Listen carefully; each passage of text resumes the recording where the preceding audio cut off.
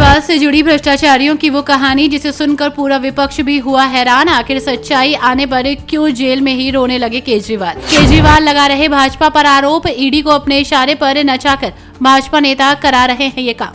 केजरीवाल की बातों पर अमित शाह ने दिया जवाब। जीरो टॉलरेंस क्राइम पर बात करती भाजपा ने किया आतंकवादियों का सफाया। तो अलग अलग तरह से भाजपा को बदनाम करने की हो रही साजिश है। जनता जनार्दन ने फिर भी किया भाजपा का रुख। वो कहते हैं ना कि जैसा करना वैसा भरना। अरविंद केजरीवाल ने दिल्ली के खजाने को लूटा है। ये जो हालात पैदा हुए हैं उसके जिम्मेदार मुख्यमंत्री अरविंद केजरीवाल स्वयं हैं।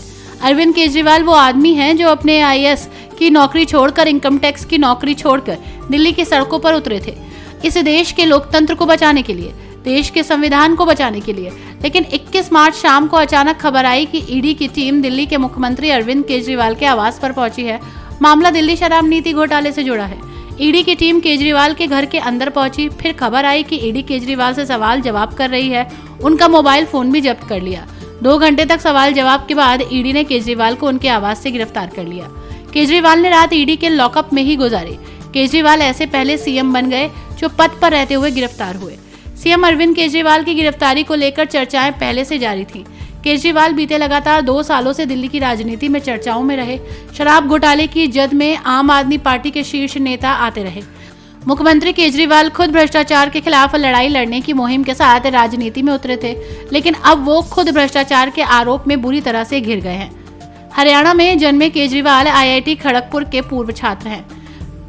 मैकेनिकल इंजीनियरिंग डिग्री धारक हैं। केजरीवाल ने पहले कुछ समय टाटा स्टील में नौकरी की थी, लेकिन बाद में उसे छोड़कर सिविल सेवा परीक्षाओं की तैयारी की। सफल हुए। 1993 में वो भारतीय राजस्व सेवा में शामिल हो गए। भारतीय राजस्व सेवा में काम करते हुए उन्होंने सामाजिक और जन सरोकारों से मुद्दों पर ध्यान दिया। दिल्ली के नागरिकों की शिकायतों को दूर करने के लिए मनीष के साथ मिलकर परिवर्तन नाम के एक आंदोलन की नींव रखी। साल 2011 में वो जन लोकपाल विधेयक को लागू करने के लिए भ्रष्टाचार विरोधी धरने का नेतृत्व करने के लिए अन्ना हजारे के साथ शामिल हुए। इसी साल के आखिरी में उन्होंने आम आदमी पार्टी की नींव रखी और पार्टी ने 2013 का दिल्ली विधानसभा चुनाव लड़ा। साल 2013 में केजरीवाल ने नई दिल्ली निर्वाचन क्षेत्र में 3 बार की मुख्यमंत्री शीला दीक्षित को भारी मतों से हरा दिया। हालांकि उन्होंने तब महज कुछ दिनों से ही कम समय में इस्तीफा दे दिया था। साल 2014 के लोकसभा चुनाव में वो वाराणसी के बीजेपी के प्रधानमंत्री पद के उम्मीदवार नरेंद्र मोदी के खिलाफ भी चुनाव लड़ चुके हैं, जहां से उन्हें हार का सामना करना पड़ा।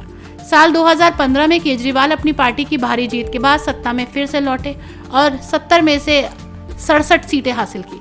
उन्होंने 14 फरवरी 2015 को दूसरी बार मुख्यमंत्री के रूप में शपथ ली। 2020 में वो तीसरी बार दिल्ली के मुख्यमंत्री बने। केजरीवाल ने 2006 में सूचना के अधिकार कार्यकर्ता के रूप में अपनी भूमिका निभाई, जिसके लिए उन्हें रेमन मैग्सेसे पुरस्कार से नवाजा गया था।